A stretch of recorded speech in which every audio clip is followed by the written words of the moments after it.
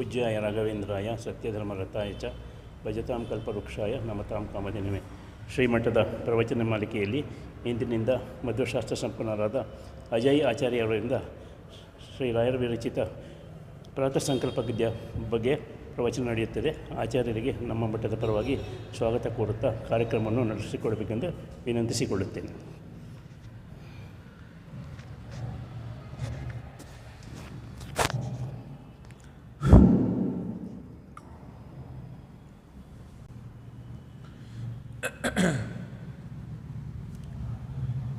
ಶ್ರೀ ಗುರುಭ್ಯೋ ನಮಃ. ಪರಮಗುರುಭ್ಯೋ ನಮಃ. ಶ್ರೀಮದಾನಂದತೀರ್ಥ ಭಗವತ್ಪಾದಾಚಾರ್ಯ ಗುರುಭ್ಯೋ ನಮಃ. ಸಚ್ಛಾಸ್ತ್ರೋದಿತವರ್ತ್ಮನಾ ಪದಮಿದಂ ಧ್ಯಾಯನ್ ಮದಂಕಂಕಿತೋ ಮನ್ಮಂತ್ರಂ ಜಪ ಶಾಸ್ತ್ರಸಂಪದಮಥೋ ದಾಸ್ಯಾಮಿ ಭಾಗ್ಯೈಃ ಸಹ ತತ್ತತ್ವಾನ್ಯಪಿ ಬೋಧಯಾಮಿ ತದನುಪ್ರಾಪ್ಯೋ ಮದಂಘ್ರಿರ್ಭವೇದಿತ್ಯಾಘೋಷಯತಿ ಭಯತ್ಕರಚಗೈಃ ತಂ ವಾಜಿಭಕ್ತ್ರಂ ಭಜೆ. ನಿರ್ಮಥ್ಯೋಗ್ರಭವಾರ್ಣವೇ ನಿಜಮನೋಭೀಷ್ಟಂ ದಿಶಾಮೀತಿ ಯಃ ಸಮ್ಯಗ್ಜ್ಞಾಪಯಿತುಂ ಕರೇಣ ವಿಲಸನ್ಮಂಥಾನಮನ್ಯೇನ ಚ ರಮ್ಯಂ ದಾಮದಧನ್ಮಹೇಶ ರತಗ್ರಾಮಶ್ರಿಯೋಲಂಕೃತಿಃ ಕರ್ಮಂಧೀಶ್ವರ ಭಕ್ತಿಬಂಧನವಶಃ ಪ್ರೀತೋಸ್ತು ಕೃಷ್ಣಪ್ರಭುಃ. ಕೌಶೇಯಪೀತವಸನಾಮರವಿಂದನೇತ್ರಾಂ ಪದ್ಮದ್ವಯಾಭಯವರೋದ್ಯತ ಪದ್ಮಹಸ್ತಾಂ ಉದ್ಯಚ್ಛತಾರ್ಕಸದೃಶೀಂ ಪರಮಾಂಕಸಂಸ್ಥ ಕೃಷ್ಣಾಯ ನಮಃ. ಕೌಶೇಯಪೀತವಸನಾಮರವಿಂದನೇತ್ರಾಂ ಪದ್ಮದ್ವಯಾಭಯವರೋದ್ಯತ ಪದ್ಮಹಸ್ತಾಂ ಉದ್ಯಚ್ಛತಾರ್ಕಸದೃಶೀಂ ಪರಮಾಂಕಸಂಸ್ಥಾಂ ಧ್ಯಾಯೇತ್ವಿಧೀಶನದಪಾದಯುಗಾಂಜನಿತ್ರಿಂ ಸತ್ಸಂಗಮಾನಸರೋವರಮಧ್ಯವರ್ತಿ ಕೃಷ್ಣಾಂಘ್ರಿಚಾರುಕಮಲಾರ್ಪಿತಚಿತ್ತವೃತ್ತಿಃ ಶಾಸ್ತ್ರಾತಿಮಂಜುಪದರಂಜಿತರಮ್ಯ ಸಂಸತ್ ಆಸ್ಮಾಕರಸ್ಸರಸಿಜೇಸ್ತು ಸಮಧ್ವಹಂಸಃ. ಗುರುಮಖಿಲಗುಣಗ್ನಂ ಸದ್ಗುಣೈಕಾಧಿವಾಸಂ ಶಮದಮಪರಿನಿಷ್ಠಂ ಸತ್ವನಿಷ್ಠಂ ವರಿಷ್ಠಂ ಸಕಲಸುಜನಶಿಷ್ಟಂ ನಿತ್ಯನಿರ್ಧೂತಕಷ್ಟಂ ಹಯಮುಖಪದನಿಷ್ಠಂ ಮಾಂ ಭಜಂತು ಪ್ರಪನ್ನಾಃ. ಭವತಿ ಯದನುಭಾವಾದೇಣಮೂಕೋऽಪಿ ವಾಗ್ಮೀ ಜಡಮತಿರಪಿ ಜಂತುಃ ಜಾಯತೆ ಪ್ರಾಜ್ಞಮೌಲಿಃ ಸಕಲವಚನಚೇತೋ ದೇವತಾ ಭಾರತೀ ಸಾ ಮಾವಚ ನಿಧತ್ತಾಂ ಸನ್ನಿಧಿಂ ಮಾನಸೇ ಚ. ನಮೋಪಸ್ತಾತ್ವಿಕಾಃ ದೇವಾಃ ವಿಷ್ಣುಭಕ್ತಿಪರಾಯಣಾಃ ಧರ್ಮಮಾರ್ಗೇ ಪ್ರೇರಯಂತು ಭವಂತಃ ಸರ್ವ ಏವ ಹಿ. ಮೂಕೋऽಪಿ ಯತ್ಪ್ರಸಾದೇನ ಮುಕುಂದಶಯನಾಯತೆ ರಾಜರಾಜಾಯತೆ ರಿಕ್ತೋ ರಾಘವೇಂದ್ರಂ ತಮಾಶ್ರಯೇ. ಅನವದ್ಯಾತ್ಮಚಾರಿತ್ರ್ಯಂ ವಾದಿಖದ್ಯೋತಭಾಸ್ಕರಂ ವಿದ್ಯಾಮಾನ್ಯಗುರುಂ ವಂದೇ ವಿದ್ಯಾವಿದ್ಯೋತಭಾಸ್ವರಂ. ತಪಸ್ವಾಧ್ಯಾಯ ಶುಶ್ರೂಷಾ ಕೃಷ್ಣಪೂಜಾರತಂ ಮುನಿಂ ವಿಶ್ವೇಶಮಿಷ್ಟದಂ ವಂದೇ ಪರಿವ್ರಾಟ್ ಚಕ್ರವರ್ತಿನಂ. ಸೀತಾರ್ಯಜೀವನಾದರ್ಶಂ ಗೀತಾಚಾರ್ಯೋಕ್ತಿಪಾಲಕಂ ಖ್ಯಾತಂ ಖಗಭಜನ್ಯಸ್ತಚೇತಸಂ ಮದ್ಗುರುಂ. ಶ್ರೀಗುರುಭ್ಯೋ ನಮಃ. ಹರಿ ಓಂ.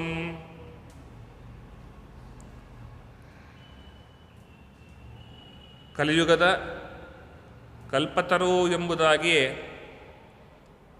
ಪ್ರಖ್ಯಾತಿಗೊಂಡಂತಹ ರಾಘವೇಂದ್ರ ತೀರ್ಥ ಶ್ರೀಪಾದಂಗಳವರ ಆರಾಧನಾ ನಿಮಿತ್ತವಾಗಿ ಅನೇಕ ಮಠಮಾನ್ಯ ಸ್ಥಳಗಳಲ್ಲಿ ಅವರ ಚರಿತ್ರೆ, ಅವರ ಉಪದೇಶ, ಅವರ ಗ್ರಂಥಗಳ ಅವಲೋಕನ ಇತ್ಯಾದಿಗಳು ನಡೀತಾ ಇದ್ದಾವೆ. ರಾಯರು ನಮಗೆ ಹೊಸದಲ್ಲ, ಆದರೆ ರಾಯರ ಗ್ರಂಥಗಳು ನಮಗೆ ಹೊಸದಾಗ್ಬಿಡುತ್ತೆ. ಯಾಕೆ ಅಂತ ಕೇಳಿದರೆ, ನಿತ್ಯ ರಾಯರ ದರ್ಶನ, ರಾಯರ ವೃಂದಾವನಗಳ ಪ್ರದಕ್ಷಿಣೆ ಇವೆಲ್ಲ ಮಾಡುವ ನಮಗೆ ನಿತ್ಯವೂ ರಾಯರು ರಚಿಸಿದಂತಹ ಗ್ರಂಥಗಳ ಅವಲೋಕನ ಅನ್ನುವುದು ನಿತ್ಯದಲ್ಲಿ ನಡೆಸುವಂಥ ಕರ್ಮಗಳಲ್ಲ, ಸಾಧ್ಯವಾಗ್ತಾ ಇಲ್ಲ. ಯಾಕೆ ಅಂತ ಕೇಳಿದರೆ ನಮ್ಮ ಬಲವತ್ತರವಾದ ಕರ್ಮ. ಹಾಗಾಗಿ ರಾಘವೇಂದ್ರ ಗುರು ಭೌಮರ ಆರಾಧನಾ ಅಂಗವಾಗಿ ಈ ಉಪನ್ಯಾಸಗಳು, ಪಾಠಗಳು, ಇನ್ನು ವಿಶೇಷ ಏನೇನು ಕಾರ್ಯಕ್ರಮಗಳನ್ನು ಮಠಮಾನ್ಯಗಳಲ್ಲಿ ಆಯೋಜನೆ ಮಾಡ್ತಾರೆ, ಅವುಗಳಲ್ಲಾದರೂ ನಾವು ಅದನ್ನು ಆಲಿಸಬೇಕಾಗತ್ತೆ. ಯಾಕೆ ರಾಯರ ಮಹತ್ವ ಅಷ್ಟಿದೆ ಅಂತ ಕೇಳಿದರೆ, ಅವರ ಚರಿತ್ರೆಯಲ್ಲೇ ಬರುತ್ತೆ. ಅವರು ತಾವು ವಿದ್ಯಾಭ್ಯಾಸ ಮಾಡುವಾಗಲೇ ಅನೇಕ ವಿಷಯಗಳನ್ನು ಅರಿತುಕೊಂಡವರಾಗಿ ಮುಂದಿನ ಪೀಳಿಗೆಗೆ ಅನುಕೂಲವಾಗುವುದಕ್ಕೋಸ್ಕರವಾಗಿ ಎಷ್ಟೋ ಗ್ರಂಥಗಳನ್ನು ಬರಿತಾಗಿದ್ರು. ತಥಾಚ ಯಾಕೋಸ್ಕರ ಬರೆದರು ಅಂದರೆ ಮುಂದಿನ ಪೀಳಿಗೆಯವರು ಉದ್ಧಾರ ಆಗಲಿ ಅಂತ. ಹಾಗಾಗಿ ಅವರ ಗ್ರಂಥಗಳು ನಮ್ಮ ಒಳಿತಿಗೋಸ್ಕರವಾಗಿ ಇರೋದೇ ಹೊರತಾಗಿ ಇವನು ಸುಮ್ಮನೆ ಪುಸ್ತಕವನ್ನು ಸಂಪಾದನೆ ಮಾಡಿ ಮನೆಯಲ್ಲಿ ಇಡೋದಕ್ಕಲ್ಲ. ಹಾಗಾಗಿ ಅಂಥ ಗ್ರಂಥಗಳಲ್ಲಿ ಅನೇಕ ವ್ಯಾಖ್ಯಾನಗಳಿವೆ, ಅನೇಕ ಸ್ತೋತ್ರಗಳಿವೆ, ಅನೇಕ ಗದ್ಯಗಳು ಇವೆ. ಈ ಪದ್ಯ ಗದ್ಯ ಅನ್ನೋದು ಎರಡು ಡಿಫರೆನ್ಸ್, ಬೇರೆ ಬೇರೆ ತಿಳ್ಕೋಬೇಕು. ಪದ್ಯ ಅಂದರೆ ಒಂದಿಷ್ಟು ನಿಯಮಾವಳಿಗನುಸಾರವಾಗಿ ಇಷ್ಟೇ ಅಕ್ಷರಗಳಿಂದಾಗಿ ಒಂದಿಷ್ಟನ್ನು ಸಂಗ್ರಹ ಮಾಡುವುದನ್ನು, ಬರೆಯುವುದನ್ನು ಪದ್ಯ ಅಂತ ಕರೀತಾರೆ. ಗದ್ಯ ಅಂತಂದರೆ ಅದಕ್ಕೆ ಛಂದಸ್ಸಿನ ಚೌಕಟ್ಟು ಇರೋದಿಲ್ಲ. ಛಂದಸ್ಸಿನ ಚೌಕಟ್ಟು ಇಲ್ಲದೆ ಆದರೆ ಸ್ವಾರಸ್ಯಕರವಾದಂತಹ ಪದಗಳಿಂದಾಗಿ ಅನೇಕ ವಿಷಯಗಳನ್ನು ಸಂಗ್ರಹ ಮಾಡುವುದು ಗದ್ಯ ಅಂತ. ಗದ್ಯ ರಚನೆ ಮಾಡುವವರಿಗೆ ಪದ್ಯದಲ್ಲಿ ಕೌಶಲ್ಯ ಬರೋದಿಲ್ಲ.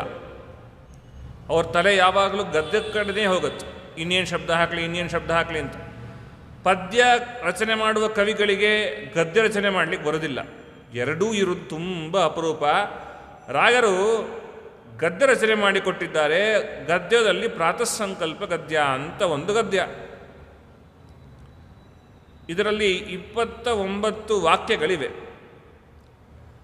ವಸ್ತುತಃ ಒಂದೇ ವಾಕ್ಯ, ಆದರೆ 29 ಶಬ್ದಗಳನ್ನು ಹೇಳಿಕೊಂಡು ಅವುಗಳಲ್ಲಿ ಅನೇಕ ವಾಯುದೇವರ ಮಹಾತ್ಮ್ಯವನ್ನು, ಅನೇಕ ಭಗವಂತನ ರೂಪಗಳ ಚಿಂತನೆಯನ್ನು ಎಲ್ಲವನ್ನು ತಿಳಿಸ್ತಾ ಕೊನೆಗೆ ಹೇಳೋದಿಷ್ಟೇ, ನಾನು ಕೆಲಸವನ್ನು ವಾಯುದೇವರು ಮಾಡಿಸಿದ ರೀತಿಯಲ್ಲಿ ಮಾಡ್ತೇನೆ, ನನ್ನ ಶಿಷ್ಯರ ಬಳಿಯಲ್ಲಿಯೂ ಕೂಡ ಮಾಡಿಸ್ತೇನೆ ಅಂತ ಹೀಗೆ ಪ್ರತಿಜ್ಞೆ ಮಾಡಿ ಬೆಳಗ್ಗೆ ಎದ್ದು ಮಾಡುವ ಮೊಟ್ಟ ಮೊದಲನೇ ಕೆಲಸ ಸಂಕಲ್ಪವಾಗಿರಬೇಕು.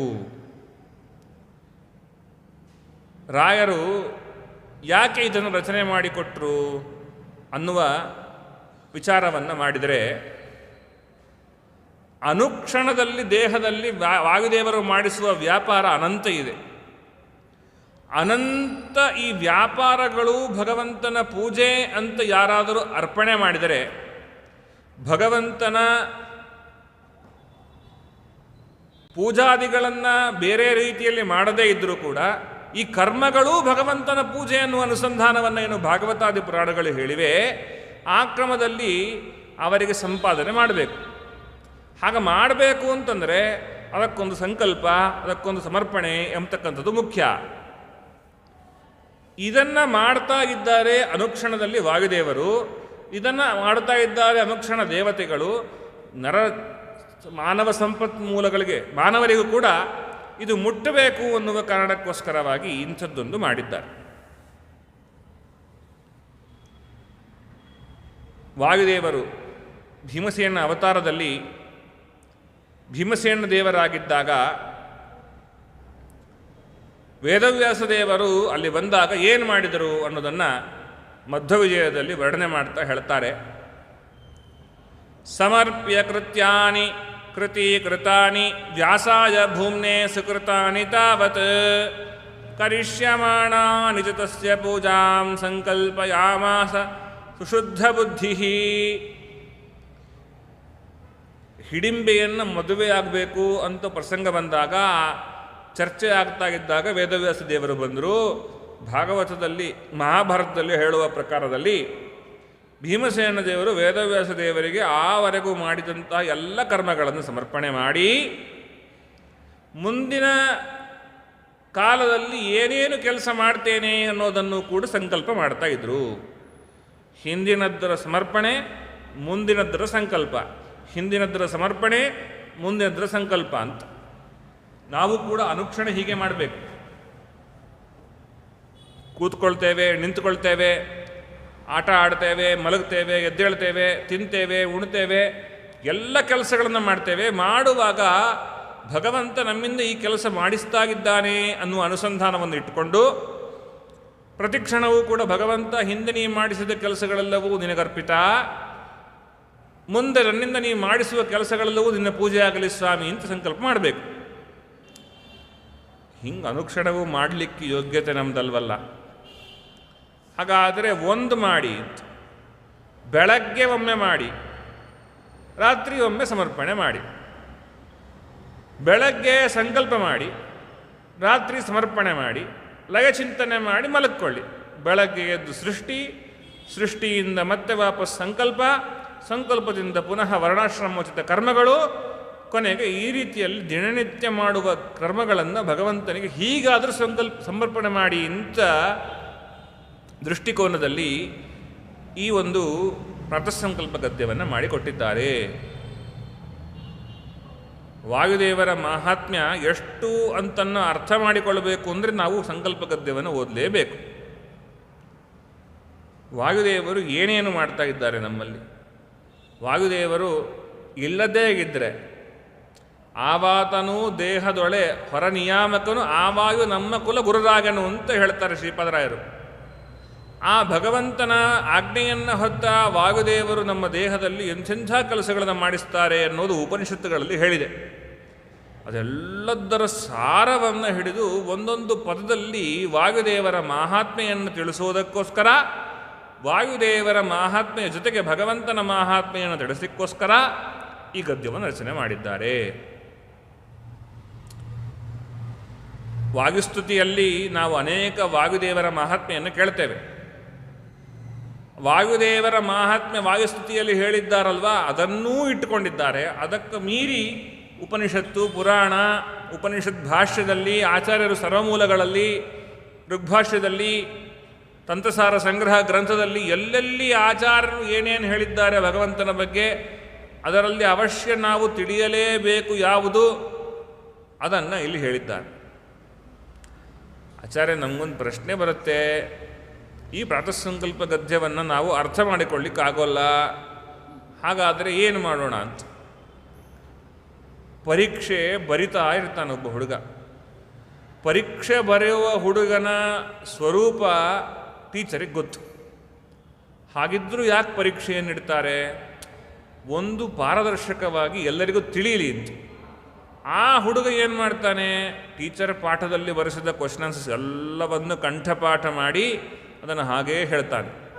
ಆಗ ಸ್ವರೂಪದಲ್ಲಿ ಅವನ ಯೋಗ್ಯತೆ ಗೊತ್ತಿದ್ದರೂ ಕೂಡ ನಾನು ಬರೆಸಿದ್ದನ್ನೆಲ್ಲ ಕಂಠಪಾಠ ಮಾಡಿ ಬರೆದ್ನಲ್ವಾ ಅನ್ನೋದಕ್ಕೆ ಟೀಚರೇ ಮಾರ್ಕ್ಸ್ ಕೊಡ್ತಾರೆ ಅಂದಮೇಲೆ, ರಾಯರು ಹೇಳಿದ ಕ್ರಮದಲ್ಲಿ, ವಾಯುದೇವರು ಹೇಳಿದ ಕ್ರಮದಲ್ಲಿ, ಸಚ್ಚಾಸ್ತ್ರಗಳಲ್ಲಿ ಯಾರಾದರೂ ಇದ್ದರೆ, ನಡೆದರೆ ಅಂಥವರಿಗೆ ಭಗವಂತ ಆ ಜ್ಞಾನವನ್ನು ಪುನಃ ಉಂಟು ಮಾಡಿಕೊಟ್ಟು ಅವರಿಗೆ ಮೋಕ್ಷವನ್ನು ಕೊಡ್ತಾನೆ. ಇದನ್ನೇ ಅನೇಕ ದಾಸಮಹನೀಯರು ಸ್ಪಷ್ಟವಾಗಿ ಕೊಂಡಾಡಿದರು. ವ್ಯಾಸರಾಯರು ಕೂಡ ಇದನ್ನೇ ಹೇಳಿದ್ದು. ಮಧ್ವಶಾಸ್ತ್ರವನ್ನು ನಂಬಿದರೆ ಕೃಷ್ಣ ಕೃಷ್ಣ ಎನ್ನುವ ದೇವರ ನಾಮದಲ್ಲಿ ಕಮಲನಾಭನ ಚಿಹ್ನೆಯನ್ನು ಧರಿಸಿಕೊಂಡು ಮೆರೆಯಿರೋ, ಯಮನ ಭಟರು ನೋಡಿ ಅಂಜಿ ಅಡವಿ ಪೋಪರೋ.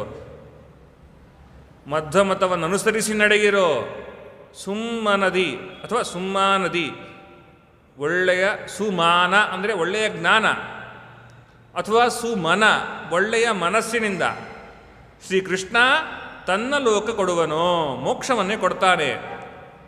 ಹೇಗೆ? ಮಧ್ವಮತವನ್ನು ಅನುಸರಿಸಿ ನಡೆಯಿರೋ.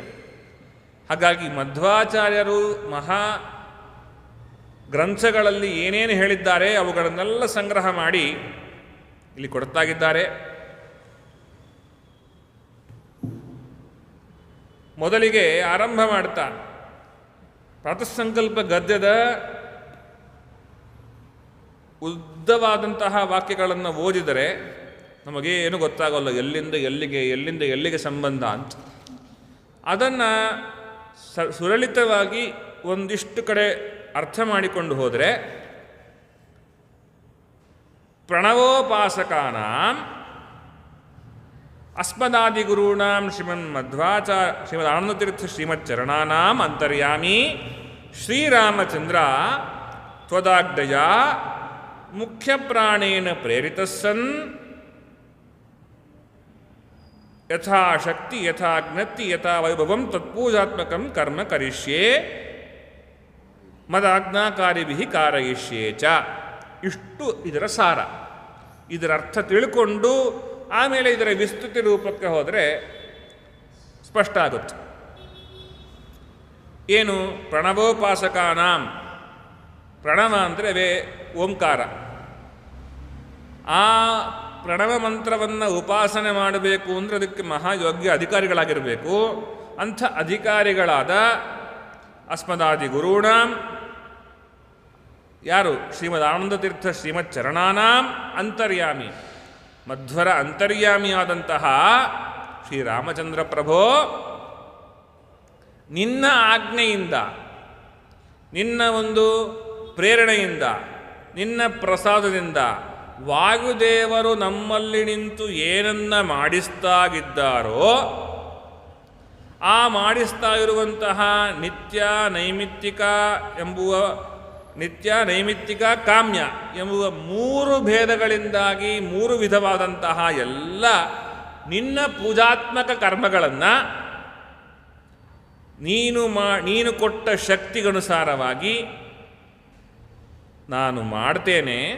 ಹಾಗೆ ನನ್ನ ಆಜ್ಞೆಯನ್ನು ಅನುಸಾರ ಮಾಡುವ ಶಿಷ್ಯವರ್ಗದಿಂದಲೂ ಕಾರಯಿತೃತ್ವಾದ್ಯನುಸಂಧಾನಪೂರ್ವಕಂ ಕಾರಯಿಷ್ಯೆ, ನೀನು ಮಾಡಿಸುತ್ತಿದ್ದೀಯಾ ಎಂಬುವ ಅನುಸಂಧಾನವನ್ನು ಹುಟ್ಟಿಸ್ತಾ ನಾನು ಅವರಿಂದ ಈ ಕೆಲಸವನ್ನು ಮಾಡಿಸಿಸ್ತೇನೆ ಅಂತ ಪ್ರತಿಜ್ಞೆಯನ್ನು ಮಾಡ್ತಾ ಇದ್ದಾರೆ. ಹಾಗಾದರೆ ಇಷ್ಟೇ ಭಗವಂತ ಪ್ರಾತಃಸಂಕಲ್ಪಗದ್ದು ನಿತ್ಯ ಪಾರಾಯಣ ಮಾಡಬೇಕು. ಮಾಡಲಿಕ್ಕೆ ಅಕಸ್ಮಾತ್ ಆಗದೇ ಇದ್ದಾಗಲೂ ಕೂಡ ಇಷ್ಟ ಅನುಸಂಧಾನ ಬರಬೇಕು. ಪ್ರಣವೋಪಾಸಕರಾದ ಶ್ರೀಮದ್ ಆಚಾರ್ಯರ ಅಂತರ್ಯಾಮಿ ಆದಂತಹ ರಾಮಚಂದ್ರ ಸ್ವಾಮಿ ಅವರಲ್ಲಿ ನಿಂತು ಅವರನ್ನು ಹೇಗೆ ಪ್ರೇರಣೆ ಮಾಡ್ತಾ ಇದ್ದಾರೋ ಆ ಪ್ರೇರಣೆಗನುಸಾರವಾಗಿ ಈ ದೇಹದಲ್ಲಿ ಈ ಜೀವ ಏನು ಚೇಷ್ಟೆಗಳನ್ನು ಮಾಡ್ತಾ ಇದ್ದಾರೋ ಆ ಚೇಷ್ಟಾತ್ಮಕ ಕರ್ಮಗಳನ್ನು, ವರ್ಣಾಶ್ರಮ ಉಚಿತವಾದಂತಹ ತ್ರಿವಿಧವಾದಂತಹ ಕರ್ಮಗಳನ್ನು ನಿನ್ನ ಪೂಜೆ ಎಂಬುದಾಗಿ ಸಂಕಲ್ಪ ಮಾಡ್ತಾ ಇದ್ದೇನೆ ಅಂತನ್ನುವ ಇಷ್ಟು ಅನುಸಂಧಾನವಿತ್ತು ಅಂದರೆ ಈ ಜನ್ಮಕ್ಕೆ ನಾವು ಗೆದ್ವಿ. ಹಾಗಾದರೆ ಪ್ರಣವೋಪಾಸಕಾನಾಂ ಅಂತ ಬಂತಲ್ವ, ಪ್ರಣವವನ್ನು ಉಪಾಸನೆ ಮಾಡುವವರು ಅಂತ. ಏನು ಇದು ಪ್ರಣವ? ಪ್ರಣವ ಉಪಾಸನೆ ಅಂದ್ರೇನು? ಎಂಥದ್ದು ಈ ಪ್ರಣವ ಅಂತ ಬರುತ್ತೆ. ಅದಕ್ಕೆ ವಿವರಣೆ ಕೊಡ್ತಾ ಹೋದರು. ಎಂಥದ್ದು ಪ್ರಣವ ಅಂದರೆ, ಈ ಪ್ರಣವ ಯಾವ ಯಾವ ಅರ್ಥವನ್ನು ಹೇಳುತ್ತೆ ಗೊತ್ತಾ? ಅಂದರೆ ಓಂಕಾರ ಏನೇನು ಅರ್ಥವನ್ನು ಹೇಳುತ್ತೆ ಗೊತ್ತಾ? ಓಂಕಾರಕ್ಕಿರುವ ಅರ್ಥ ಅದರ ವಿವರಣೆಯನ್ನು ಕೊಡ್ತಾ ಇದ್ದಾರೆ. ಲೌಕಿಕ ವೈದಿಕ ಭೇದ ಭಿನ್ನ ವರ್ಣಾತ್ಮಕ ಧ್ವನ್ಯಾತ್ಮಕ ಅಶೇಷ ಶಬ್ದಾರ್ಥ ಋಗಾದಿ ವೇದಾರ್ಥ ವಿಷ್ಣು ಮಂತ್ರಾರ್ಥ ಪುರುಷ ಸೂಕ್ತಾರ್ಥ ಗಾಯತ್ಯರ್ಥ ವಾಸುದೇವ ದ್ವಾದಶಾಕ್ಷರ ಮಂತ್ರಾಂತರ್ಗತ ಆದ್ಯ ಅಷ್ಟಾಕ್ಷರ ಶ್ರೀಮನ್ನಾರಾಯಣ ಅಷ್ಟಾಕ್ಷರ ಮಂತ್ರಾರ್ಥ ವಾಸುದೇವ ದ್ವಾದಶಾಕ್ಷರ ಮಂತ್ರಾಂತರ್ಗತ ಅಂತ್ಯ ಚತುರಕ್ಷರಾರ್ಥ ವ್ಯಾಹೃತ್ಯರ್ಥ ಮಾತೃಕಾ ಮಂತ್ರಾರ್ಥ ಪ್ರಣವೋಪಾಸಕಾನಾಂ. ಇಷ್ಟಕ್ಕೂ ಸೇರಿ ಪ್ರಣವೋಪಾಸಕತ್ವ ವಿಶೇಷಣವನ್ನು ಹೇಳ್ತಾ ಇದ್ದಾರೆ. ಪ್ರಣವ ಮಂತ್ರವನ್ನು ಉಪಾಸನೆ ಮಾಡುವ ವಾಯುದೇವರು ಅಂತ, ಪ್ರಣವೋಪಾಸಕಾನಾಂ ವಾಯುದೇವರ ಅಂತ ಅರ್ಥ. ಈ ಪ್ರಣವ ಎಂಥದ್ದು ಅಂತಂದರೆ, ಆ ಪ್ರಣವ ಯಾವ ವಸ್ತುವನ್ನು ಹೇಳ್ತಾ ಇದೆಯಲ್ವ, ಅರ್ಥಾತ್ ಯಾವ ವ್ಯಕ್ತಿಯನ್ನು ಹೇಳ್ತಾ ಇದೆಯಲ್ವ, ಆ ವ್ಯಕ್ತಿಯನ್ನು ಹೇಳಲಿಕ್ಕೆ ಹೊರಟಂಥದ್ದು ಅನೇಕಗಳಿವೆ. ಇದರ ವ್ಯುತ್ಕ್ರಮೇಣ ಇಲ್ಲಿ ಹೇಳಿದ್ದಾರೆ. ಸೃಷ್ಟಿಯಾದ ಕ್ರಮ ಹೆಂಗೆ ಅಂತ ಪ್ರಣವದಿಂದ 8 ಅಕ್ಷರಗಳಿಂದ, ಪ್ರಣವದಲ್ಲಿ 8 ಅಕ್ಷರಗಳಿವೆ, ಆ 8 ಅಕ್ಷರಗಳಿಂದ ಮಾತೃಕಾ ದೇವತೆಗಳು ಉತ್ಪತ್ತಿ ಆದರು ಅಂತ ಹೀಗೆ ವಿಸ್ತಾರವಾಗಿ ಹೊರಡುತ್ತೆ. ಇಲ್ಲಿ ಹೇಳಿದ ಕ್ರಮದಲ್ಲಿ ನೋಡ್ತಾ ಬಂದರೆ ಜಗತ್ನಲ್ಲಿ ಶ್ರವಣೇಂದ್ರಿಯವು ಅನೇಕ ಶಬ್ದಗಳನ್ನು ಕೇಳುತ್ತೆ. ಆ ಶಬ್ದಗಳು ಕೆಲವು ವರ್ಣಾತ್ಮಕ, ಕೆಲವು ಧ್ವನ್ಯಾತ್ಮಕ. ವರ್ಣಾತ್ಮಕ ಶಬ್ದಗಳು ಪುನಃ 2 ವಿಧವಾಗಿದೆ. ಒಂದು ವೇದ ಮತ್ತು ವೇದ ಅರ್ಥ ನಿರ್ಣಾಯಕವಾದಂತಹ ಪುರಾಣಾದಿಗಳಲ್ಲಿರುವಂತಹ ವರ್ಣಾತ್ಮಕ ಶಬ್ದಗಳು. ಇನ್ನು ಲೋಕದಲ್ಲಿ ಹೋಗೋ ಬಾರೋ, ಎಲ್ಲಿದ್ದೀಯೋ, ಊಟಕ್ಕೆಲೆ ಹಾಕಿದ್ರಾ ಇತ್ಯಾದಿಯಾದಂತಹ ಲೋಕೋಪಕಾರಿಯಾಗಿ ಲೋಕ ವ್ಯವಹಾರಾರ್ಥವಾಗಿ ಮಾತಾಡುವ ಮಾತುಗಳಲ್ಲಿರುವ ವರ್ಣಾತ್ಮಕವಾಗಿರ್ತಕ್ಕಂಥವುಗಳು. ಇಲ್ಲಿ ಒಂದೊಂದಕ್ಕೂ ಒಂದೊಂದು ಕೃತ್ಯ ಇದೆ. ಲೌಕಿಕ ಅಂತ ಕೊಡದೇ ಇದ್ದರೆ ಲೋಕದಲ್ಲಿ ನಾವು ಏನ್ರಿ ಆರಾಮಿದ್ದೀರಾ, ಕಾಫಿ ಟೀ ಆಯ್ತಾ ಅಂತ ಹಿಂಗೆಲ್ಲ ಕೇಳುವಾಗ ಅನೇಕ ವರ್ಣಗಳನ್ನು ಮಾತಾಡ್ತೇವಲ್ವಾ, ಆವಾಗ ನಮಗೆ ತಲೆಯಲ್ಲಿ ಏನಿರುತ್ತೆ, ಗುಂಡೂರಾಯರು ಬಂದರು, ರಾಯರು ಬಂದರು, ಆಚಾರ್ಯರು ಹೋದರು ಅನ್ನುವಾಗ ಆಚಾರ್ಯ ಎಂಬುವಂತಹ ಶಬ್ದದಿಂದ ಹೇಳಲ್ಪಡುವ ವ್ಯಕ್ತಿ ಯಾರಿದ್ದಾರೆ ಅವನು ಇಲ್ಲಿಂದ ಇನ್ನೊಂದು ಕಡೆ ಹೋಗಿದ್ದಾನೆ ಅಂತ ಅಷ್ಟೇ ಜ್ಞಾನ ಬರುತ್ತೆ. ಆದರೆ ಈ ವಾಕ್ಯಕ್ಕೆ, ಈ ವಾಕ್ಯದಲ್ಲಿರುವ ಪದಗಳಿಗೆ, ಆ ಪದಗಳಲ್ಲಿರುವಂತಹ ಪ್ರತಿಯೊಂದು ವರ್ಣಗಳಿಗೆ ಭಗವಂತನು ವಾಚ್ಯನಾಗಿದ್ದಾನೆ. ಈ ತತ್ವಜ್ಞಾನ ನಮಗೆ ಬರೋದಿಲ್ಲ.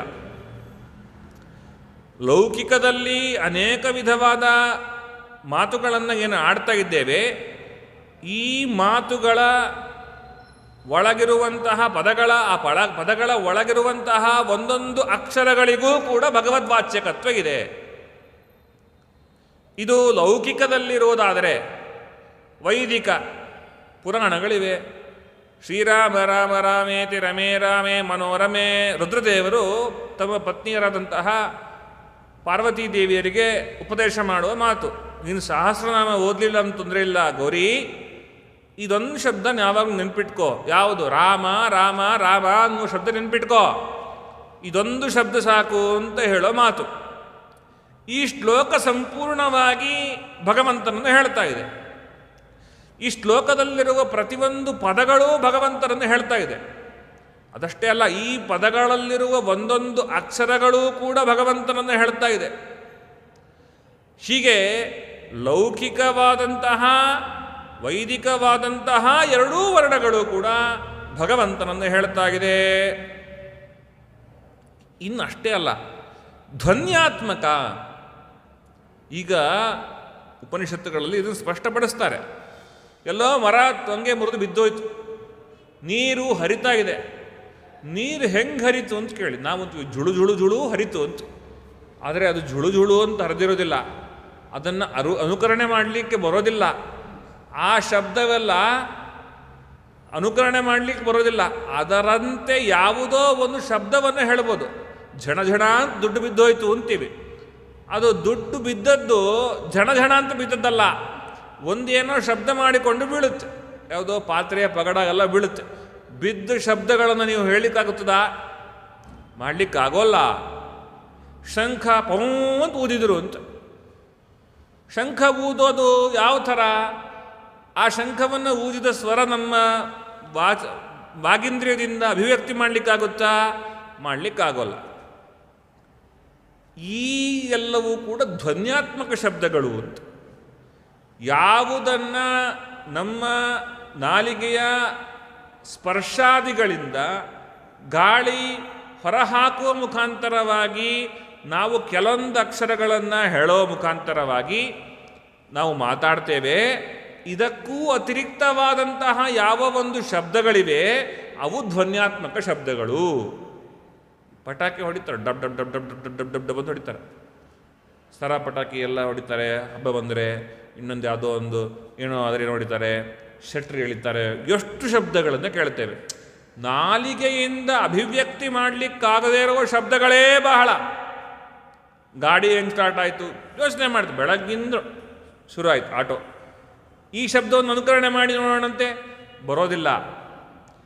ಏನು ಹೇಳ್ತಾ ಇದ್ದಾರೆ ಅಂದರೆ, ಉಪನಿಷತ್ತು ಹೇಳುತ್ತೆ, ಸಮುದ್ರ ಅಲೆಯನ್ನು ಎತ್ತೆತ್ತಿ ಒಗೆಯುವಾಗ ಒಂದು ಘೋಷ ಬರುತ್ತಲ್ವಾ, ಆ ಘೋಷದಿಂದ ಮರ ಬೀಳುವಾಗ ಅದರ ಶಬ್ದದಿಂದ, ಹೀಗೆ ಎಲ್ಲ ಜಡ ಪದಾರ್ಥಗಳಿಂದ ಉಂಟಾದ ವರ್ಣಾತ್ಮಕವಲ್ಲದ ಧ್ವನ್ಯಾತ್ಮಕ ಶಬ್ದಗಳಿಂದಲೂ ಕೂಡ ಭಗವಂತ ಪ್ರತಿಪಾದ್ಯ. ಇದು ಕಷ್ಟ. ಅಪ್ಪಿ ತಪ್ಪಿ ಏನಾದರೂ ಆಚಾರ್ಗೆ ಅಂದರೆ ಯಾರು ಬರ್ತಾರೋ ಅವರಿಗೆ ಶಬ್ದಗಳಿಂದ ಸಿಗುವ ಅರ್ಥ ಭಗವತ್ ಪ್ರತಿಪಾದ್ಯತ್ವ ಹೇಗೆ ಅಂತ ತಿಳಿದಿಬಹುದೇನೋ, ಆದರೆ ಇದರ ತಿಳಿಯೋದು ಕಷ್ಟ ಇದೆ. ಅದರ ವಿಭಾಗ ಹೀಗೆ ಮಾಡ್ತಾರೆ: ಮಂದ್ರ, ಅನುದಾತ್ತ, ಸ್ವರಿತ, ಉದಾತ್ತ ಅಂತ 4 ವಿಧ.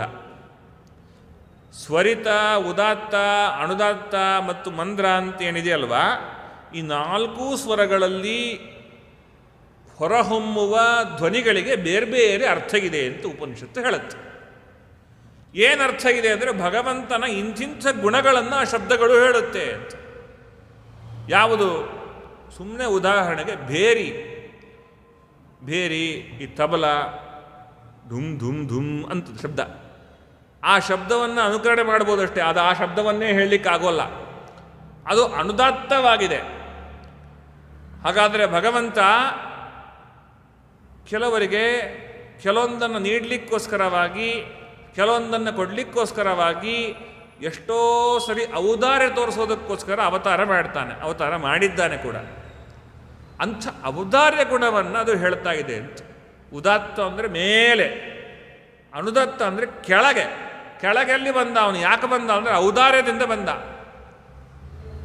ಇವತ್ತಿಗೆ ಮಠಮಾನ್ಯಗಳಲ್ಲಿ ಗುರುಗಳು ಚಾತುರ್ಮಾಸ್ಯಕ್ಕೆ ಕೂತಿರ್ತಾರೆ. ನಿತ್ಯ ನಮ್ಮನೆಯಲ್ಲಿ ಆಗುವ ವ್ಯಾಪಾರವನ್ನು ಬಿಟ್ಟು ಒಂದು ಅರ್ಧ ಗಂಟೆ ಏನಾದರೂ ದೇವರ ವ್ಯಾಪಾರ ಆಗಬೇಕು ಅಂದರೆ ಅವರು ಪಾದಪೂಜೆ ಬರಬೇಕು. ಸ್ವಾಮಿಗಳು ಬರ್ತಾರೆ ಅಂದರೆ ಪಾದಪೂಜೆಗೆ ಸಿದ್ಧತೆ ಬೇರೆ, ಭಿಕ್ಷೆ ಮಾಡಿಸಿದ್ರೆ ಇನ್ನೂ ಬೇರೆ ಪ್ರಶ್ನೆ. ಆ ಪಾದಪೂಜೆಗೆ ಬಂದು ಹೋಗೋದು ಗುರುಗಳೆಷ್ಟು? 2 ರಿಂದ 3 ನಿಮಿಷ ಬರ್ತಾರೆ, ಕಾಲು ತೊಳಿತಾರೆ. ಆದರೆ ಅವರ ಆ ಕಾಲದಲ್ಲಿ ಬಂದು ಹೋದದ್ದರ ಆ ಪಾಸಿಟಿವ್ ಎನರ್ಜಿ ತುಂಬ ಹೊತ್ತಿರುತ್ತೆ. ಯಾಕೆ ಬರ್ತಾರವರು? ನಮ್ಮ ಮೇಲಿನ ಔದಾರ್ಯದಿಂದ ಬರ್ತಾರೆ. ಏನೋ ಇವರು ಉದ್ಧಾರ ಆಗಲಿ, ಏನೋ ಇವರು ಬೇಕಾಗಿದೆ ಅಂತ. ಹಾಗೆ ಭಗವಂತ ನಮ್ಮ ಮೇಲೆ ಔದಾರತೆಯಿಂದ ಔದಾರ್ಯವನ್ನು ತೋರಿ ನಮ್ಮಿಂದ ಅನೇಕ ಕೆಲಸಗಳನ್ನು ಮಾಡಿಸ್ತಾ ಇದ್ದಾನೆ. ನಮ್ಮಲ್ಲಿಯೇ ಕೆಲವೊಮ್ಮೆ ಅವತಾರಗತ್ತಿ ಬರ್ತಾನೆ, ಕಲಿಯುಗದಲ್ಲ, ಬೇರೆ ಬೇರೆ ಸಮಯದಲ್ಲಿ.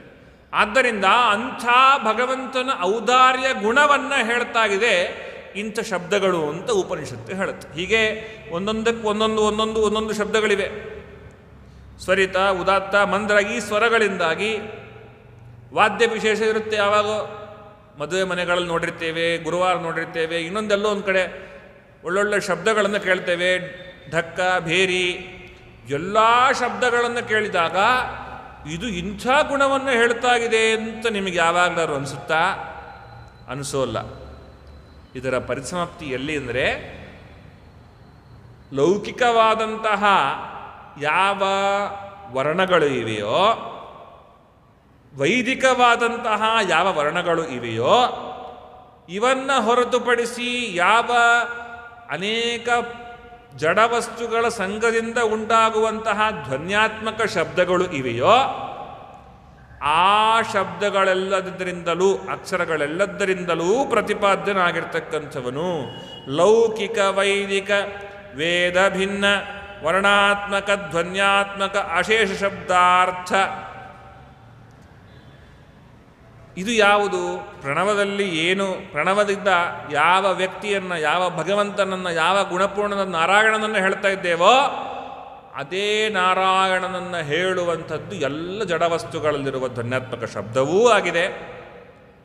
ಅದೇ ಭಗವದ್ ನಾರಾಯಣನನ್ನು ಹೇಳ್ತಕ್ಕಂಥದ್ದು ಎಲ್ಲ ವೈದಿಕ ಮತ್ತು ಅಲೌಕಿಕವಾದಂತಹ ವರ್ಣಗಳೂ ಆಗಿವೆ ಅಂತ ಅನುಸಂಧಾನಾತ್ಮಕವಾಗಿ ಪ್ರಣವವನ್ನು ಉಪಾಸನೆ ಮಾಡುವವರು ವಾಯುದೇವರಾಗಿದ್ದಾರೆ.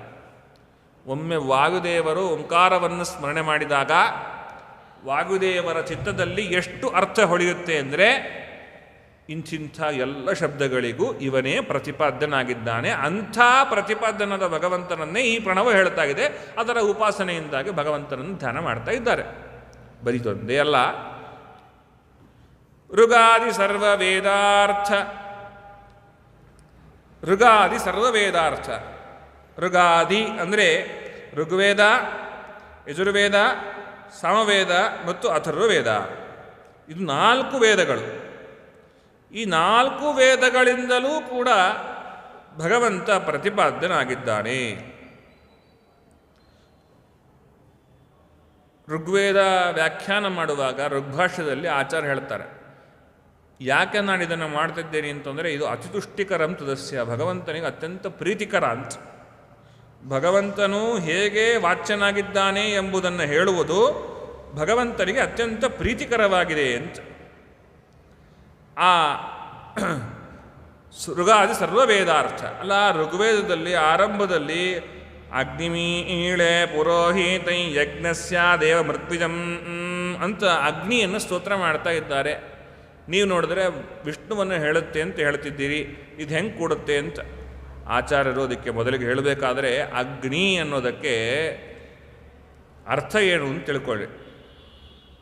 ಇದಕ್ಕೆ ಅಲ್ಲಿ ಹೇಳುವಾಗ ಕಾಠಕೋಪನಿಷತ್ನಲ್ಲಿ ಲೋಕಾದಿಮಗ್ನಿಂ ತಮೋವಾಸ ತಸ್ಮೈ ಎನ್ನುವಾಗ ಅಗ್ನಿ ಶಬ್ದಕ್ಕೆ ಅಗ್ರತ್ವಾದ ಅಗ್ನಿನಾಮಾಸವು ಅಂತ ಭಗವಂತನನ್ನು ಅಗ್ನಿ ಅಂತ ಯಾಕೆ ಕರೀತಾರೆ ಅಂದರೆ ಅಗ್ರ್ಯ ಅದರಿಂದಾಗಿ ಅಗ್ನಿ ಅಂತ ಕರೀತಾರೆ ಅಂತ.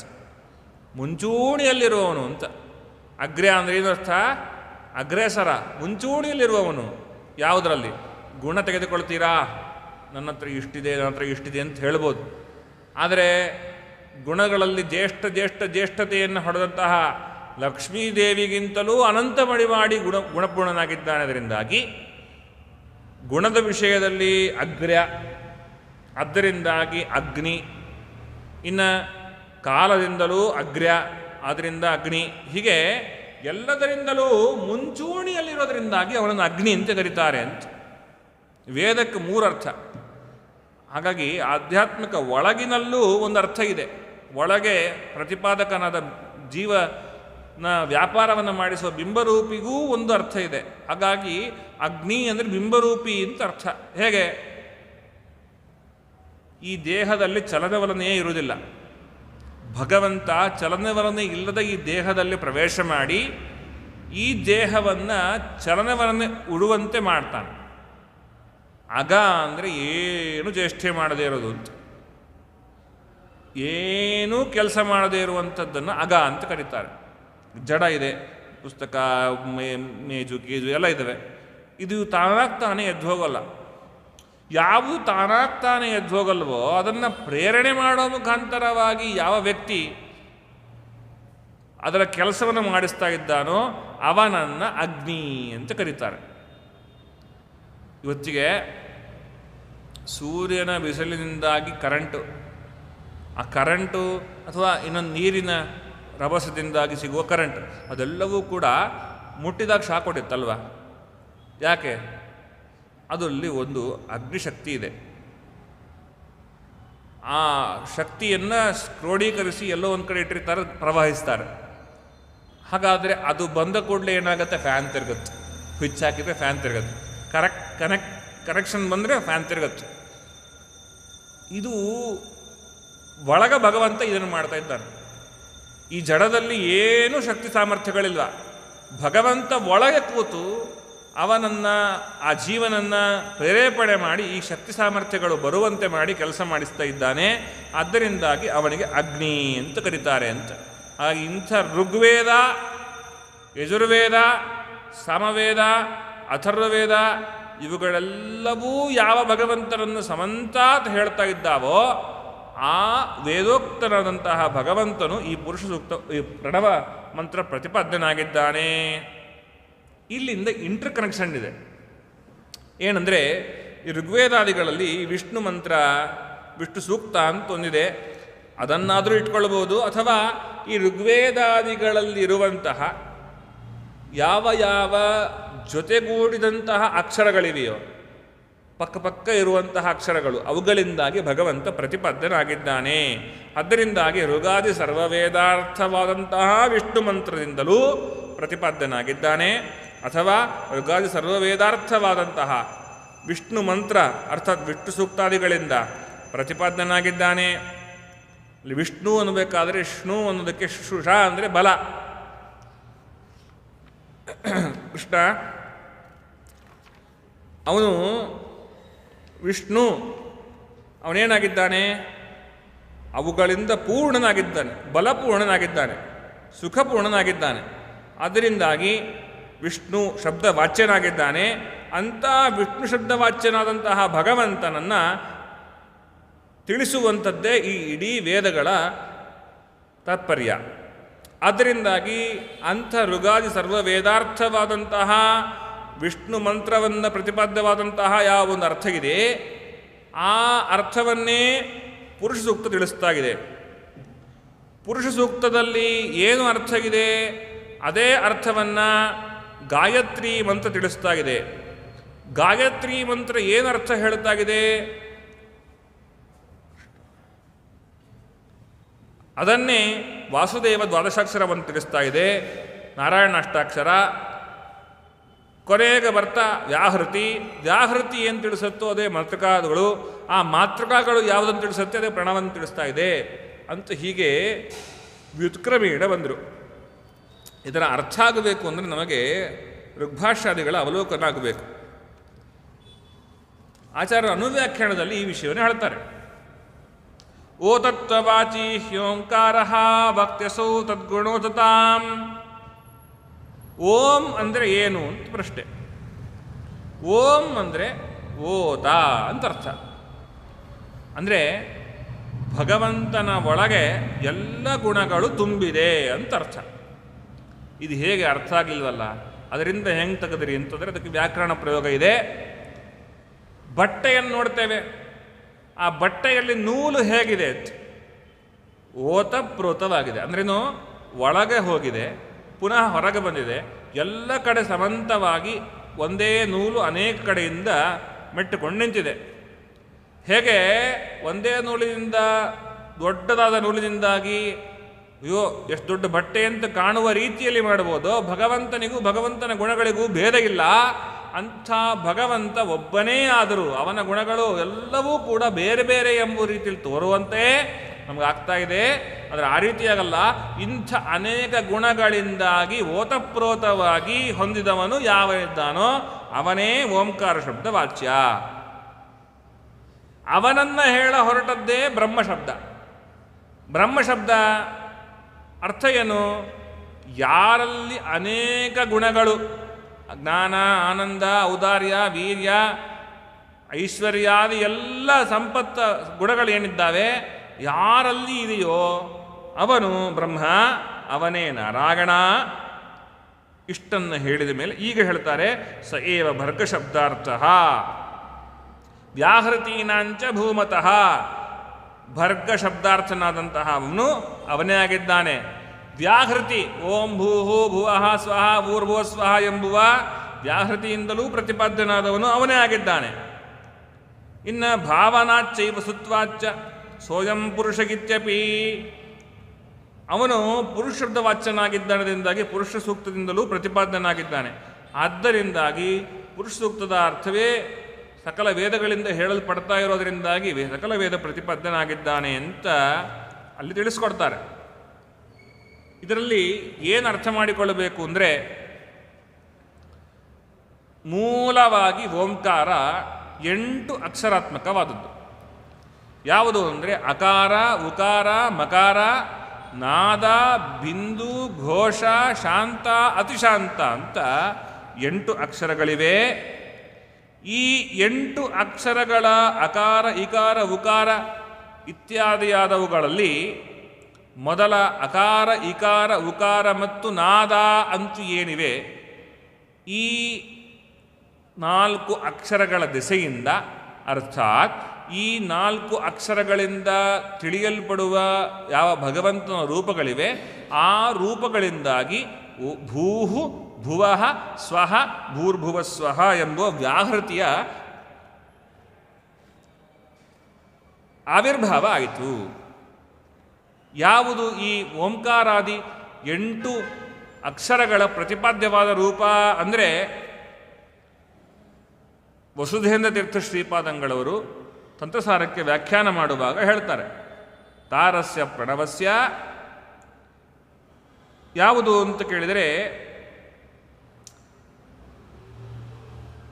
ಆತ್ಮ, ಅಂತರಾತ್ಮ, ಜ್ಞಾನಾತ್ಮ. ಕೃಷ್ಣಾಯ ನಮಃ. ಆತ್ಮ, ಅಂತರಾತ್ಮ, ಜ್ಞಾನಾತ್ಮ ಅಂತ ಭಗವಂತನ ಅನೇಕ ರೂಪಗಳಿವೆ. ಅವು ಇದರ ಪ್ರತಿಪಾದ್ಯವಾಗಿವೆ. ಓಂಕಾರದಲ್ಲಿ ಹೀಗೆ ವಿಶ್ವ, ತೈಜಸ, ಪ್ರಾಜ್ಞಾ, ತುರೀಯ, ಆತ್ಮ, ಅಂತರಾತ್ಮ, ಜ್ಞಾನಾತ್ಮ, ಪರಮಾತ್ಮ ಅಂತ 8 ರೂಪಗಳೇನಿವೆ. ಇವು ಕ್ರಮೇಣ ಹೀಗೆ ಅಕಾರ ಅದಕ್ಕೆ ವಿಶ್ವ, ಉಕಾರ ಅದಕ್ಕೆ ತೈಜಸ, ಮಕಾರ ಅದಕ್ಕೆ ಪ್ರಾಜ್ಞಾ, ಹಾಗೂ ನಾದಕ್ಕೆ ತುರೀಯ, ಆತ್ಮ ಬಿಂದುವಿಗೆ ಘೋಷಕ್ಕೆ ಅಂತರಾತ್ಮ, ಹಾಗೂ ಶಾಂತಕ್ಕೆ ಪರಮಾತ್ಮ, ಅತಿಶಾಂತಕ್ಕೆ ಜ್ಞಾನಾತ್ಮ ಎಂಬುವ ಭಗವದ್ರೂಪಗಳು ವಾಚ್ಯವಾದಂಥವುಗಳು. ಇವುಗಳಲ್ಲಿ ಆ ಮೊದಲು 4 ರೂಪಗಳಿಂದಾಗಿ ಭೂಹು ಭುವಃ ಸ್ವಃ ಭೂರ್ಭುವಸ್ವ ಎಂಬುವ 4 ಶಬ್ದಗಳು ಉತ್ಪತ್ತಿಯಾಯಿತು. ಅರ್ಥಾತ್ ಅವುಗಳ ವಾಚ್ಯನಾದ ಭಗವಂತನೂ ಉತ್ಪನ್ನನಾದ. ಅದು ಯಾವುದು ಅಂತ ಕೇಳಿದರೆ ಅನಿರುದ್ಧ ಪ್ರದ್ಯುಮ್ನ ಸಂಕರ್ಷಣ ವಾಸುದೇವ ಎಂಬುವಂತಹ 4 ರೂಪಗಳು. ಹೇಗೆ ಆ ಶಬ್ದಗಳು ಅನಿರುದ್ಧ ಪ್ರದ್ಯುಮ್ನ ಸಂಕರ್ಷಣ ವಾಸುದೇವನನ್ನು ಹೇಳ್ತವೆ ಎಂಬುವ ಪ್ರಶ್ನೆಗೆ ಆಚಾರ್ಯರು ಋಗ್ಭಾಷ್ಯದಲ್ಲಿ ವ್ಯಾಖ್ಯಾನ ಮಾಡಬೇಕಾದ್ರೆ ಹೇಳ್ತಾರೆ, ಭಗವಂತನಿಗೆ ಭೂ ಅಂತ ಕರೀತಾರೆ. ಭಗವಂತನಿಗೆ ಯಾಕೆ ಭೂ ಅಂತ ಕರೀತಾರೆ ಅಂದರೆ ಅವನು ಪೂರ್ಣ. ಅದರಿಂದ ಭಗವಂತನನ್ನು ಹೇಳುವಾಗ ಹೇಳುತ್ತೆ, ಪೂರ್ಣಮದಃ ಪೂರ್ಣಮಿದಂ ಪೂರ್ಣಾತ್ ಪೂರ್ಣಮುದಚ್ಯತೆ ಪೂರ್ಣಸ್ಯ ಪೂರ್ಣಮಾದಾಯ ಪೂರ್ಣಮೇವಾವಶಿಷ್ಯತೆ. ನಮ್ಮ ಜ್ಞಾನಕ್ಕೆ ಸೀಮಿತವಾದಂತಹ ಈ ಲೋಕದಲ್ಲಿ ಪೂರ್ಣವಾದ ವಸ್ತು ಭಗವಂತನನ್ನು ಹೊರತುಪಡಿಸಿದರೆ ಇನ್ನೊಂದಿಲ್ಲ. ಅದರಿಂದಾಗಿ ಇದರ ಅನುಭವ ನಮಗೆ ಬರ್ತಾ ಇಲ್ಲ. ಒಂದು ಸುಮ್ಮನೆ ಹೇಳಬೇಕು ಅಂದರೆ ಆರಾಧನೆ ಎಷ್ಟೋ ಮಂತ್ರಾಕ್ಷತೆ ಅದು ಇದು ರಾಶಿ ಮಾಡ್ತಾ ಇರ್ತಾರೆ. ಒಂದು 10-15 ಮೂಟೆಗಳಷ್ಟು ಮಂತ್ರಾಕ್ಷತೆ ಆಗಿದೆ ಅಂತ ತಿಳ್ಕೊಳ್ಳಿ. ಅದರಿಂದ ಒಂದು ಬುಟ್ಟಿ ಮಂತ್ರಾಕ್ಷತೆ ತೆಗೆದುಕೊಂಡು ಬಂದ್ರಿ. ಅದರಿಂದ ಒಂದು ಬುಟ್ಟಿ ಮಂತ್ರಾಕ್ಷತೆ ತೆಗೆದ್ರೆ ಎಷ್ಟಿದೆ? ತುಂಬ ಇದೆ ಅಷ್ಟೇ ಹೇಳೋದು. ತುಂಬಿದ ಮಂತ್ರಾಕ್ಷತೆಯಲ್ಲಿ ಒಂದು ಬುಟ್ಟಿ ತೆಗೆದುಕೊಂಡು ಬಂದರೆ ಏನಂದ್ರಿ? ತುಂಬ ಇದೆ ಅಂತ. ಆ ತುಂಬಿದ ಮಂತ್ರಾಕ್ಷತೆಗೆ ಇನ್ನೊಂದ್ಯಾವುದೋ ಬುಟ್ಟಿ ಮಂತ್ರಾಕ್ಷತೆ ಹಾಕಿದ್ರಿ ಅಂತ ಇಟ್ಕೊಳ್ಳಿ, ಎಷ್ಟಿದೆ? ತುಂಬ ಇದೆ. ಭಗವಂತ ಎಷ್ಟು ಪೂರ್ಣನಾಗಿದ್ದಾನೆ ಅಂದರೆ ಪೂರ್ಣ ಮದಃ ಪೂರ್ಣಮಿದಂ, ಇಲ್ಲೂ ಪೂರ್ಣ ಅಲ್ಲೂ ಪೂರ್ಣ. ಅವನಲ್ಲಿ ಎಲ್ಲವನ್ನು ತೆಗೆದವಿ ಅಂತ ಅಂದ್ಕೊಂಡ್ರು ಅವನು ಪೂರ್ಣನೇ ಆಗಿದ್ದಾನೆ.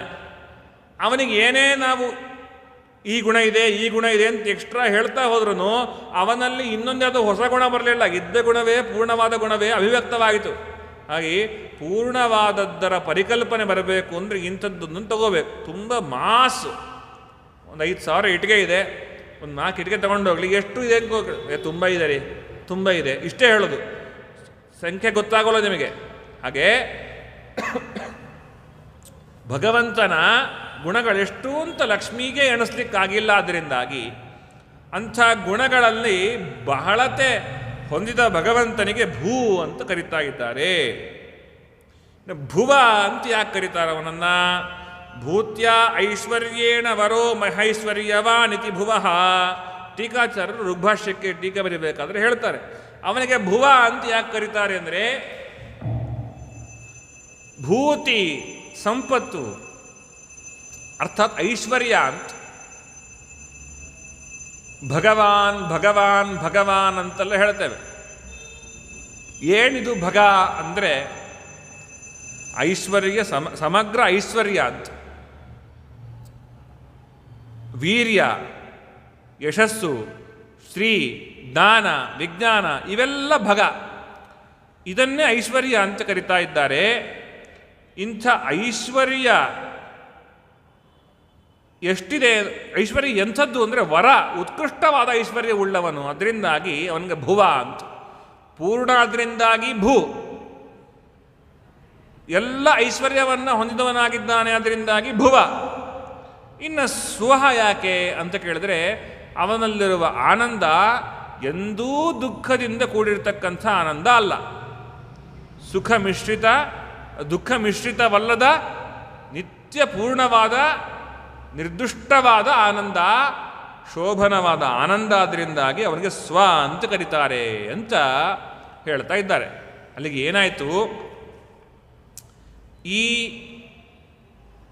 ಪ್ರಣವದಿಂದ, ಅರ್ಥಾತ್ ಪ್ರಣವದಲ್ಲಿ 8 ಅಕ್ಷರಗಳು ಏನಿವೆ ಅವುಗಳಲ್ಲಿ ಮೊದಲ 4 ಅಕ್ಷರಗಳಿಂದ ಭೂಹು ಭುವಃ ಸ್ವಹ ಭೂರ್ಭುವ ಸ್ವಹ ಎಂಬುವ ವ್ಯಾಹೃತಿಯ ಉತ್ಪತ್ತಿ ಆಯಿತು. ಅಷ್ಟೇ ಅಲ್ಲ, ಇದರಿಂದ ಇನ್ನೊಂದರ ಉತ್ಪತ್ತಿಯೂ ಆಯಿತು. ಯಾವುದು ಅಂತ ಕೇಳಿದರೆ ಮಾತೃಕೆಗಳ ಉತ್ಪತ್ತಿ. ಇದು ಒಂದು ರೀತಿಯಲ್ಲಾದರೆ ಇನ್ನೊಂದು ರೀತಿಯಲ್ಲಿ. ಹೇಗೆ? ಮಾತೃಕ ಯಾವುದು ಅಂದರೆ ಅ ಇಂದ ಕ್ಷವರೆಗೂ. ಆ ಓಂಕಾರದಿಂದಲೇ ಇದೆಲ್ಲವೂ ಉತ್ಪತ್ತಿ ಆಯಿತು ಅಂತ ಹೇಳ್ತಾ ಇದ್ದಾರೆ. ಹೇಗೆ? ಅದರಲ್ಲಿ 8 ಇದೆ. ಅ, ಉ, ಮ, ನಾದ, ಬಿಂದು, ಘೋಷ, ಶಾಂತ, ಅತಿಶಾಂತ. ಇದರಲ್ಲಿ ಅಕಾರದಿಂದ ಅಜಾನಂದ ಇಂದ್ರೇಶ ಉಗ್ರ ಊರ್ಜ ಋತಂಭರಾದಿ ಸ್ವರಾಕ್ಷರಗಳ ಪ್ರತಿಪಾದ್ಯವಾದಂತಹ ಭಗವದ್ರೂಪಗಳ ಆವಿರ್ಭಾವ ಆಯಿತು ಸೃಷ್ಟಿ ಆದಿಯಲ್ಲಿ. ತೇನ ಆ ಅಕ್ಷರಗಳ ಅಭಿವ್ಯಕ್ತಿ ಎಂಬತಕ್ಕಂಥದ್ದು ಆಯಿತು. ಯಾಕೆ? ವರ್ಣ ನಿತ್ಯ. ಅದರಿಂದಾಗಿ ಆ ಅಕ್ಷರ ಅಭಿವ್ಯಕ್ತಿ ಎಂಬತಕ್ಕಂಥದ್ದು ಆಗ್ತಾ ಇದೆ. ಇನ್ನು ಉಕಾರದಿಂದಾಗಿ ಕವರ್ಗದ ಕಪಿಲ, ಖಪತಿ, ಗರುಡಾಸನ, ಘರ್ಮ, ಜ್ಞಸಾರ ಇಂಥ ಭಗವದ್ರೂಪಗಳ ಆವಿರ್ಭಾವ ಆಯಿತು. ತಥಾ ಆ ಅಕ್ಷರಗಳ ಅಭಿವ್ಯಕ್ತಿ ಆಯಿತು. ಇನ್ನು ಮಕಾರದಿಂದ ಚಾರ್ವಾಂಗಾದಿ 5, ನಾದದಿಂದಾಗಿ ಟಂಕ್ಯಾದಿ 5, ಬಿಂದುವಿನಿಂದ ತಾರಾದಿ 5, ಘೋಷದಿಂದ ಪರಾದಿ 5, ಶಾಂತದಿಂದ ಯಜ್ಞಾದಿ 5, ಯಜ್ಞಾದಿ 4, ಅತಿಶಾಂತದಿಂದಾಗಿ ಶಾಂತ ಸಂವಿಧಾದಿ 4ನ ಉತ್ಪತ್ತಿ ಅಂತಕ್ಕಂಥದ್ದು ಆಯಿತು. ಹಾಗಾಗಿ ಈ 8 ಅಕ್ಷರಗಳಿಂದಲೇ ಮಾತೃಕಾದ ಉತ್ಪತ್ತಿಯೂ ಎಂಬತಕ್ಕಂಥದ್ದು ಆಗಿದೆ. ಆ ಉತ್ಪತ್ತಿ ಅಂದರೆ ಅಭಿವ್ಯಕ್ತಿ ಎಂಬತಕ್ಕಂಥದ್ದು ತದ್ ವಾಚ್ಯನಾದಂತಹ ಭಗವಂತನ ಅಭಿವ್ಯಕ್ತಿ ಅಂತಕ್ಕಂಥದ್ದು ಆಗಿದೆ. ತಾಚ ಓಂಕಾರದಿಂದ ಅರ್ಥಾತ್ ಪ್ರಣವದಿಂದ ವ್ಯಾಹೃತಿ, ಪ್ರಣವದಿಂದ ಮಾತೃಕೆಗಳು ಅಂತಾಯಿತು. ಇನ್ನು ಈ ವ್ಯಾಹೃತಿ ಏನಿದೆಯಲ್ವ, ಈ ವ್ಯಾಹೃತಿಯ ದಿಸೆಯಿಂದ ಮತ್ತು ಈ 8 ಅಕ್ಷರಗಳಿಂದ ಓಂ ನಮೋ ನಾರಾಯಣಾಯ ಎಂಬುದರ ಅಭಿವ್ಯಕ್ತಿಯೂ ಆಯಿತು. ಓಂ ನಮೋ ನಾರಾಯಣ ಎಂಬುದರ ಮೂರಾವೃತ್ತಿ ಪಠನೆ ಮಾಡಿದಾಗ 8 3 18, 8 3 24 ಅಕ್ಷರಾತ್ಮಕವಾದ ಗಾಯತ್ರಿ ಆಯಿತು.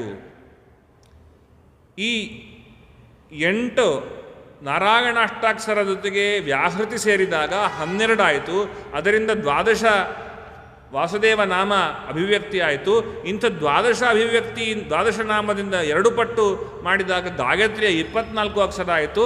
ಅದರಿಂದಾಗಿ ಗಾಯತ್ರಿ ಮಂತ್ರದ ಅಭಿವ್ಯಕ್ತಿ ಆಯಿತು. ಹೀಗೆ ಗಾಯತ್ರಿ ಮಂತ್ರದ ಅಭಿವ್ಯಕ್ತಿಯಿಂದ, ಗಾಯತ್ರಿ ಮಂತ್ರದಲ್ಲಿ 3 ಪಾದಗಳಿವೆ, 8 8 8 ಎಂಬುವ ಕ್ರಮದಲ್ಲಿ. ಆ 8 ಅಕ್ಷರಗಳ 3 ಪಾದಗಳಿಂದಾಗಿ 3 ವರ್ಗಾತ್ಮಕವಾದಂತಹ ಪುರುಷ ಸೂಕ್ತದ ಅಭಿವ್ಯಕ್ತಿ ಎಂಬತಕ್ಕಂಥದ್ದು ಆಯಿತು. ಕೃಷ್ಣ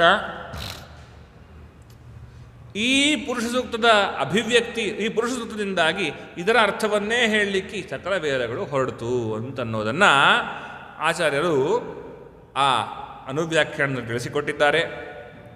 ಈಗ ಹಾಗಾದರೆ ಮಧ್ಯಕ್ಕೆ ನಾರಾಯಣ ಅಷ್ಟಾಕ್ಷರದಲ್ಲಿ, ದ್ವಾದಶಾಕ್ಷರದಲ್ಲಿ ಅಲ್ಲೆಲ್ಲ ಅಭಿಮಾನಿ ದೇವತೆಗಳು ಹೇಗೆ ಅಂತ ಪ್ರಶ್ನೆ. ಅದಕ್ಕೆ ಅದನ್ನು ಹೇಳ್ತಾರೆ.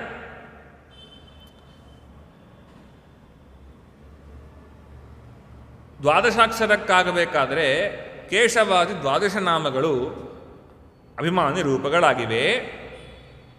ವ್ಯಾಹೃತಿಗಾಗಬೇಕಾದರೆ ಅನಿರುದ್ಧ ಪ್ರದ್ಯುಮ್ನ ಸಂಕರ್ಷಣ ವಾಸುದೇವಾತ್ಮಕವಾದಂಥದ್ದಾಗಿದೆ. ಈ ಗಾಯತ್ರಿಗಾಗಬೇಕಾದರೆ ನಾವು ಹೇಳಬೇಕಾದ್ರೆ ಸವಿತಾ ಅಂತ ಹೇಳ್ತೇವೆ. ಸವಿತಾ ದೇವತಾ.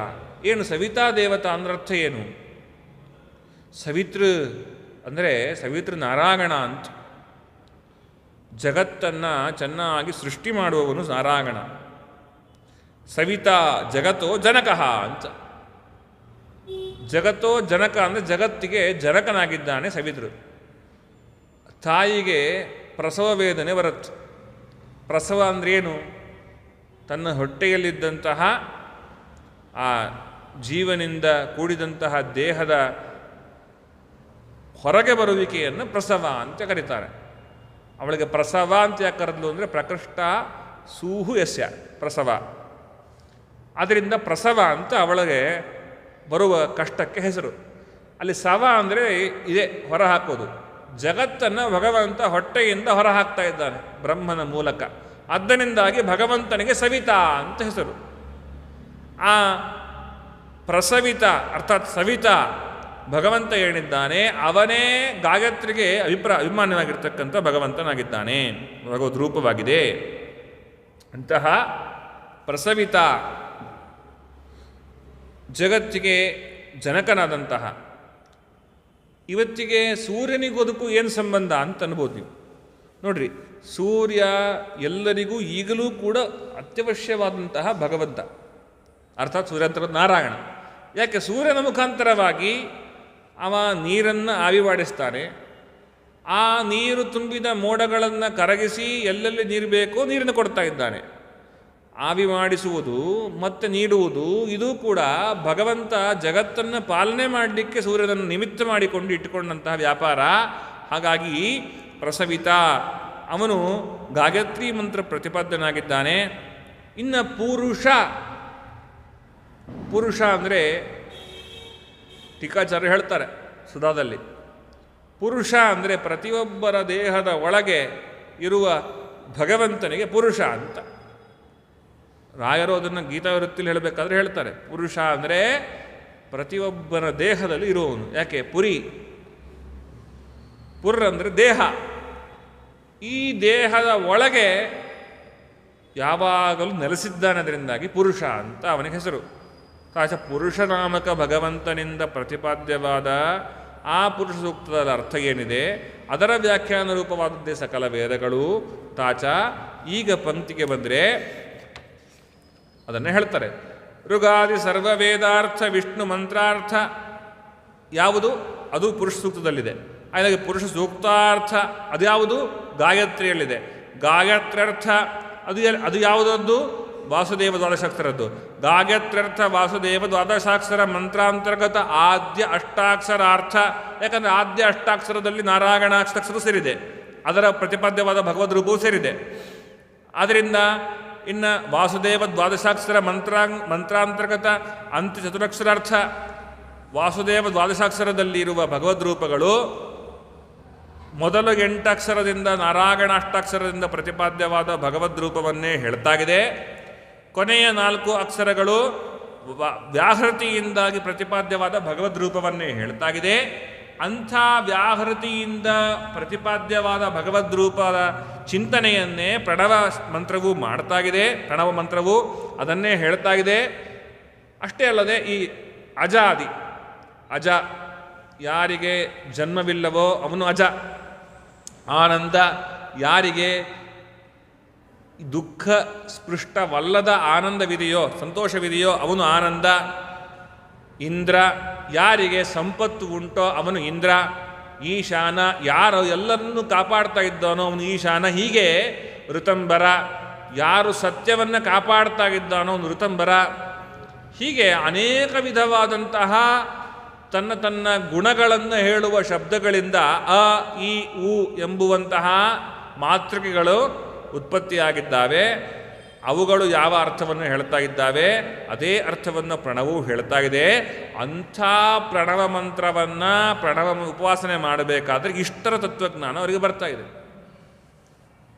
ವಾಯುದೇವರು ಒಮ್ಮೆ ಓಂಕಾರವನ್ನು ಹೇಳುವಾಗ ಅವರಿಗೆ ಎಷ್ಟು ಅನುಸಂಧಾನವಿರುತ್ತೆ ಅಂದರೆ ಧ್ವನ್ಯಾತ್ಮಕ ಶಬ್ದಗಳು, ವರ್ಣಾತ್ಮಕ ಶಬ್ದಗಳು ಯಾವ ಭಗವಂತನನ್ನು ಹೇಳ್ತಾ ಇದ್ದಾವೋ ಅದೇ ಈ ಪ್ರಣವ ಮಂತ್ರ ಉಪಾಸಕನಾಗಿದ್ದಾಗ ಪ್ರಣವ ಮಂತ್ರದಿಂದ ಉತ್ಪನ್ನವಾದಂತಹ ಭಗವದ್ ರೂಪವಾಗಿದೆ. ಅದನ್ನು ನಾನು ಪಠನೆ ಮಾಡ್ತಾ ಇದ್ದೇನೆ ಎಂಬುವ ಉಪಾಸನೆ ಮಾಡ್ತಾ ಇದ್ದಾರೆ. ಇದು ಬರೀ ಒಂದರದ್ದು. ಹೀಗೆ ಎಲ್ಲದರ ತತ್ವಜ್ಞಾನವೂ ಕೂಡ ಅವರಿಗೆ ಅನುಕ್ಷಣ ಇರ್ತಕ್ಕಂಥದ್ದಾಗಿದೆ. ಇಂತಹ ಪ್ರಣವೋಪಾಸಕಾನಾಂ ಅಲ್ಲಿ ಎಲ್ಲಿ ಅನ್ವಯ? ಅಸ್ಮದಾದಿ ಗುರುಣಾಂ ಶ್ರೀಮದ್ ಆನಂದತೀರ್ಥ ಶ್ರೀಮತ್ ಚರಣಾನಾಂ ಅಂತರ್ಯಾಮಿ ಶ್ರೀ ರಾಮಚಂದ್ರ ತ್ವತ್ಪ್ರೇರಣೆಯ ಮುಖ್ಯ ಪ್ರಾಣೇನ ಪ್ರೇರಿತಸ್ಸನ್ ತ್ರಿವಿಧಂ ಪೂಜಾತ್ಮಕಂ ಕರ್ಮ ಯಥಾಶಕ್ತಿ ಯಥಾಜ್ಞಪ್ತಿ ಕರಿಷ್ಯೆ ಮದಾಜ್ಞಾಕಾರಭಿ ಕಾರಯಿಷ್ಯೆ ಚ. ಇಷ್ಟೇ ಇಟ್ಕೊಂಡದ್ದು ಆ ವಾಕ್ಯಕ್ಕೆ, ಅಲ್ಲಿಂದ ಅನ್ವಯ. ಹಾಗಾದರೆ ಇಷ್ಟು ಆಯಿತು. ಇದಾದ ಮೇಲೆ ಮುಂದೆ ವಾಯುದೇವರ ಮಹಿಮೆಯನ್ನು ಹೇಳ್ತಾ ಇದ್ದಾರೆ. ಅದನ್ನು ನಾಳೆ ದಿವಸ ಶ್ರವಣ ಮಾಡೋಣ ಅಂತ ಹೇಳ್ತಾ ಈ ಉಪನ್ಯಾಸ ಮಾಲಿಕೆಯನ್ನು ಅಸ್ಮದ್ ಗುರುವಂತರ್ಗತ ವಾದರಾಜ ತೀರ್ಥ ಗುರುವಂತರ್ಗತ ಭಾರತೀಯ ಮುಖ್ಯ ಪ್ರಾಣಾಂತರ್ಗತ ರುಕ್ಮಿಣಿ ಸಮೇತ ಅನುಗ್ರಹ ವಿಠಲ ಅಭಿನ್ನ ಗೋಪಾಲಕೃಷ್ಣ ಸ್ವಾಮಿನ ನಿರೂಪಣೆ ಮಾಡ್ತೇನೆ. ಶ್ರೀಕೃಷ್ಣಾರ್ಪಿತವಸ್ತು. ಕಾಯೇನ ವಾಚ ಮನಸಾಗೇಂದ್ರಿಯೈರ್ವಾ ಬುದ್ಧ್ಯಾತ್ಮನಾ ವಾ ಪ್ರಕೃತಿ ಸ್ವಭಾವ ಕರೋಮಿ ಯತ್ ಸಕಲಂ ಪರಸ್ಮೈ ನಾರಾಯಣಾಯ ಸಮರ್ಪಯಾಮಿ. ಶ್ರೀಕೃಷ್ಣಾರ್ಪಿತಮಸ್ತು.